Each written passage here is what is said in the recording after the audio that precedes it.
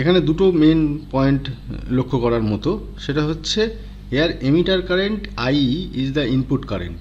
তার মানে এটা হচ্ছে ইনপুট কারেন্ট পিএনপি ট্রানজিস্টারে আছে, তার মানে এমিটার কারেন্টটা হচ্ছে ইনপুট হবে।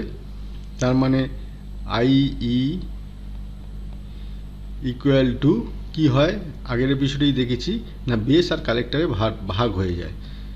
তাহলে বেস আর কালেক্টরে ভাগ হলে কি হবে, collector current IC is the output current. তার মানে এটা হচ্ছে আউটপুট কারেন্ট, এবং সেই সঙ্গে এর বেসটাও আউটপুট। তার মানে এটা হচ্ছে ইনপুট